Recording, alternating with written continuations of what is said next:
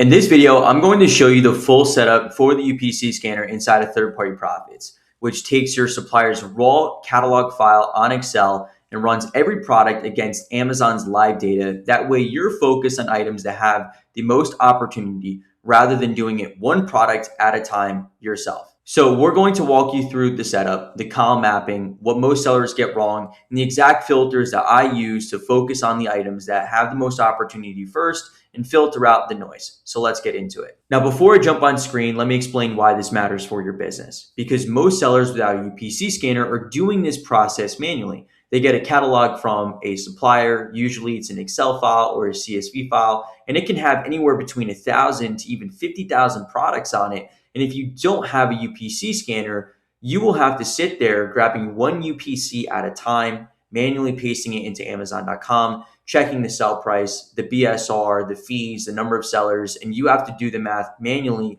to figure out if it's profitable. And that's multiple minutes per product if you're moving fast. So do the math on multiple thousands of products at 2 minutes each.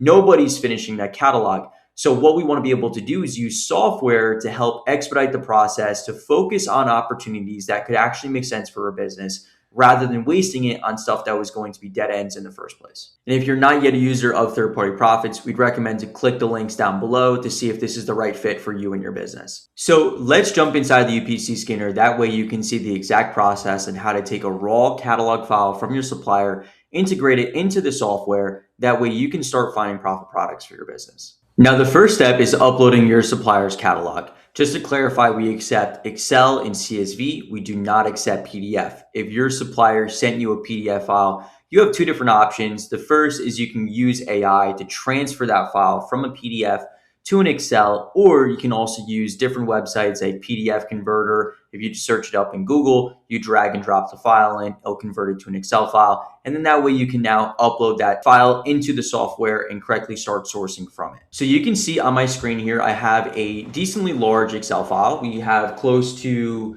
4,000 products here. And like I said, if we wanted to manually source this catalog, it would take us forever to do it. We'd have to go line by line by line. We have no clarification on whether or not these items are even a right fit to sell on Amazon, whether or not they even sell in the first place. So all we have to do to quickly analyze whether or not this catalog has opportunity is by going to File, Download, and then I like to just do Excel. I'd also recommend to consider using Google Sheets. If you like Excel as well, that's fine too, but Google Sheets has been very, very easy for me and very user-friendly. So like I said, we just go to File, Download, Excel. Now this will download the Excel file on our computer. And from this point, now we can go and upload that file into the software. So you can click on this up arrow here or where it says New Scan.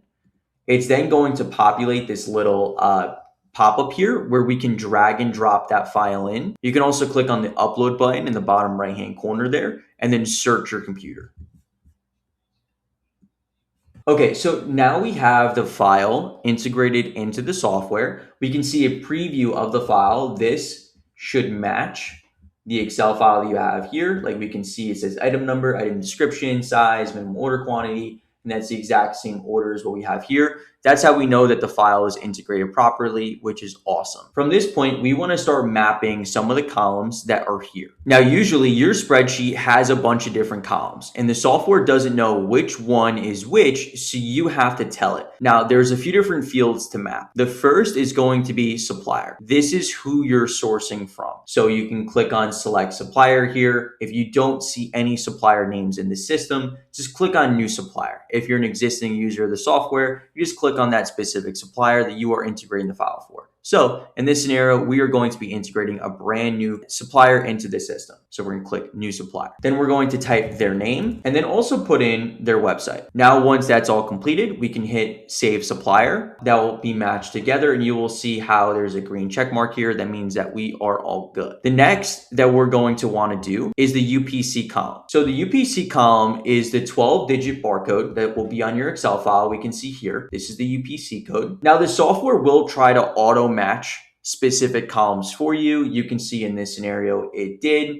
If we just scroll over, we're going to see UPC code and then these little two arrows. You're telling the software it's converting to that. We have the correct column mapped here. The next one is going to be the item number. This is also called a vendor SKU, a supplier SKU. It's essentially the supplier's internal code for the product, not the UPC. So when you place an order with your supplier isn't going to just reference the UPC. They're going to want their own item number because that's what they use in their warehouse. So we want to make sure that we're mapping this correctly because every purchase order downstream has to have the right number to send to them. That way it's like you communicating the same language to them. So in this scenario, we can look at the file. We can see it says item NO. That's the same thing as item number. We're going to select here and then just click on item number. The next will be product description. This will essentially just be the title or the item description. That way, when you once again are placing a purchase order, your sales rep or your supplier will know exactly what you're trying to order for that product. That way there's no miscommunications. This is where this is going to solve a lot of potential cost mistakes. So in this scenario, we're going to see item description was already picked up for product description, and you can see that as well. The next is going to be unit cost here. Unit cost will be from your supplier. So we can see it says item price, discount, and then discounted price. So from this point, we're going to see that we are going to want to select the discounted price. So we're going to go to the unit cost and select discounted price. Now the unit cost is what you were paying for that specific product. So per piece, what does it cost you? Now the last thing is going to be case pack. Case pack is how many units come in one case. So if your supplier sells cereal 12 to a case, the case pack is 12. And this matters because when you are sending it to your supplier, you're going to be purchasing in even quantities of case packs, as well as sometimes suppliers also go by case pack pricing too. That way you just have everything mapped together. So once again, on the purchase order side, everything's clear for your supplier on what you're trying to order in terms of quantities, costs, product, everything that you need. And now that we have the file ready to integrate, everything is mapped together, we're going to hit continue processing. We're going to see this loading in the top right-hand corner here. This might take a few seconds for this to load in. That's completely normal. If you do have any Excel file that's greater than 100,000 rows, we would recommend to use AI to split the file in half just because it is a significantly large file that will take a longer time. So now we're going to see that's going to pop up and say, make sure to refresh. We're just going to click on refresh here. And now we're going to see all these products inside of the software. So we just went from this raw Excel file with really no idea on whether or not products are or aren't profitable to then removing and seeing all these items where we would have wasted a ton of time, right? Where they're all negative right here. We can see the rank, the estimated sales, whether we can or can't sell it, the offer count,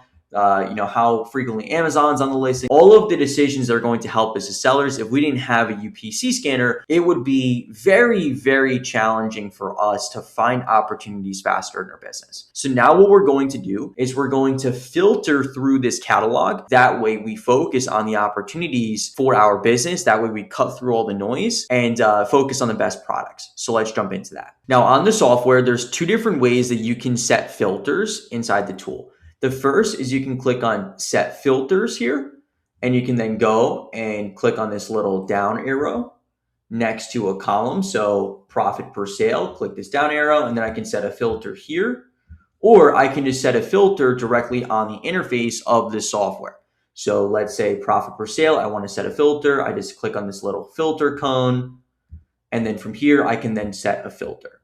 So I personally prefer to just do it on the interface. I think it's a little bit faster, but everyone's a bit different.